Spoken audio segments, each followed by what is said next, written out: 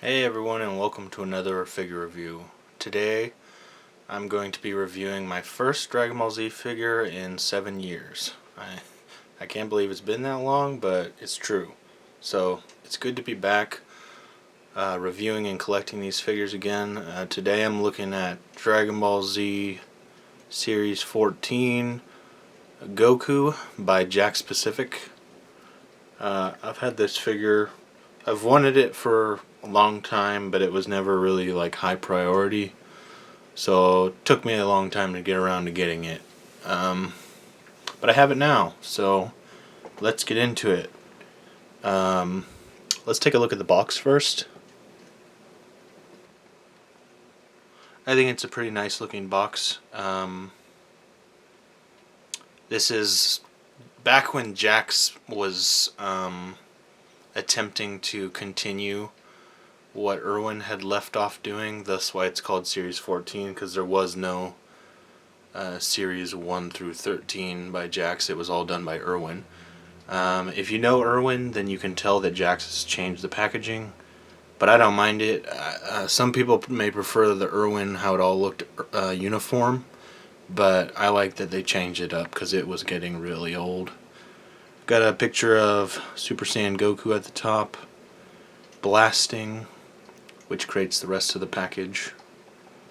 We get some Japanese text over there, no idea what it means. Dragon Ball's glow in the dark, Goku, and if you can't tell, this is Goku's End of Z look, and actually the whole wave seen here is based on it, with the exception of Kid Buu, obviously, who wouldn't be there. But yeah, we get End of Z Vegeta, End of Z Trunks, Oob, and then Kid Buu. Now, I actually owned this figure at one point, and I'm going to be buying it again to review it. I kind of regret selling it. I do own this figure. I don't know where he is right now, though, so I'm very sorry, but I'm not going to be able to compare him. Never had the Oob or the Kid Buu. And down here we get Striking Z Fighters Series 5. Never cared for any of these figures. They're just gimmicky and lack articulation. And then we get the Movie Collection Series 5 down here. I've only ever owned a Gogeta from this series.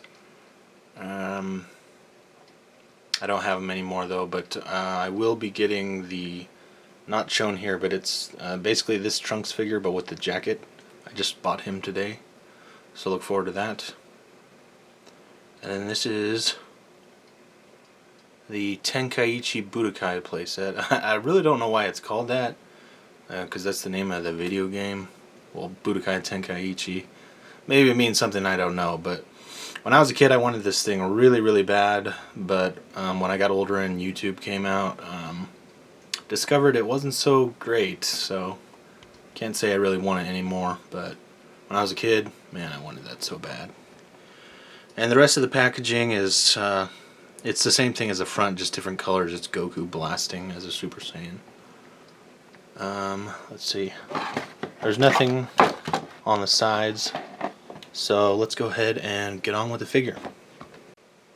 So here is Goku out of the box, and I was really looking forward to this figure because it's my favorite Goku outfit, actually. Even more so than GT. I just love the blue. It's a really nice alternate color scheme for Goku. But this figure just doesn't really deliver. And we'll get into that.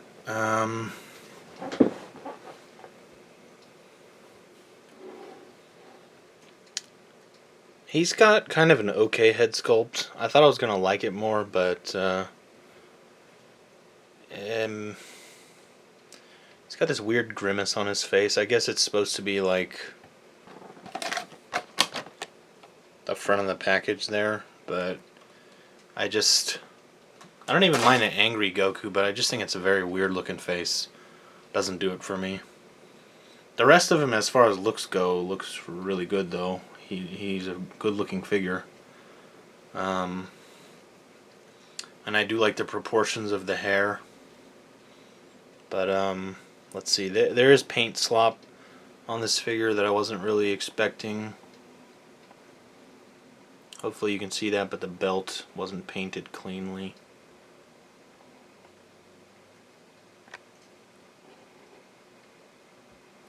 And this is like a brand new figure, and there's already like paint coming off and stuff. I don't know. I guess good things I'll say is you can tell that this is a Jakks specific figure because other than right here where they had no choice, they used flesh colored plastic instead of painting the flesh on, which Irwin always did, and I hated it. Here the only paint is just slight airbrushing. You get pink right there. It looks really nice. I will say, kind of trivia about this figure is I really am like 90% sure that this was an Irwin sculpt that was just released by Jakks. My reason for that is that, well, some experts in Dragon Ball Z toys told me that once, and it lines up with the fact that Irwin like went bankrupt even though they weren't planning to, and they had a lot of stuff in the works. This also matches like Irwin's scaling. When you look at like later Jakks figures, they really didn't pay attention to that. And then also just like, you know, trying to do Series 14 like a continuation. I really think a lot of the early Jakks figures, and particularly this figure, were just Irwin sculpts, put a Jakks logo on the foot, and then just released it with Jakks paint apps. So, interesting. But let's get into the articulation. So, he can look up and down, which not always a thing for Jakks figures. I do appreciate that. He can also do this, which I appreciate. Arms go out about that much. He does bend at the elbow, but really not much, which bugs me. Rotates at the elbow, rotates at the wrist, and then he's also can hinge there, which I like. He can rotate at the waist. Now this is where I feel like the figure sucks. This lower part of his gi, it's made of really pretty hard plastic, so, and there's no slits down the side, so in terms of movement, this is what you get. It's pathetic. Just very poorly designed, and Irwin was also known for doing hard plastic like that, whereas Jakks wouldn't. A great example of that is when Irwin did their Great Saiyaman. It had this very hard plastic like this, same leg issues. Jakks later did a re-release of that body with a new head, and they used a much softer rubber material for that. So, more reasons why I think it's an Irwin sculpt. He can bend at the knee about that much. As you can see, he's slightly battle damaged there and there. Rotation at the foot, and then he does bend here, but really not much. It's sad. So yeah. I'm gonna do things a bit out of sequence today. So he does, and I knew this when I bought it, he does share arms with this Gohan figure that was released much later. Could have also been an Irwin thing for the for the body, I'm not really sure. But it was released a lot later, if I'm not mistaken, so I don't think so. But yeah, they share arms, so I just wanted to point that out. They're about the same height. Goku's a little taller. Another figure I have using that body, but with different arms, is this Goku, who I think is from Art of Fusion. About the same height, but again, a little taller because this Goku has kind of a big head. And then, because I don't have the Trunks figure, I figured I would at least do this. This is about the same height as that Trunks figure and actually uses the head from it. This was a later release. They just took the Trunks head and put it on a Vegeta body. So yeah, that would be about this height difference, which is flawed to me because Trunks I don't think has ever been as short as Vegeta. So, kind of jarring. Now, let's get into his only accessories. He comes with 3 Dragon Balls. We get the 5-star ball.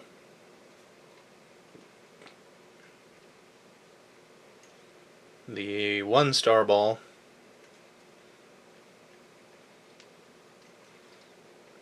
And the 4-star ball.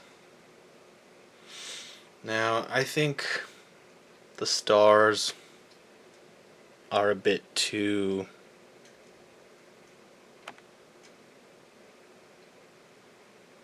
small on this, and I think the orange color of the Dragon Balls looks more yellowy, so it doesn't really look right to me.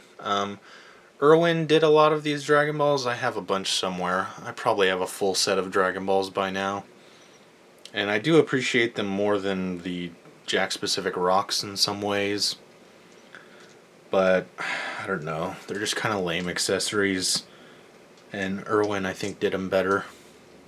I did want to test this real quick though. It says it glows in the dark, so we'll see if it does that.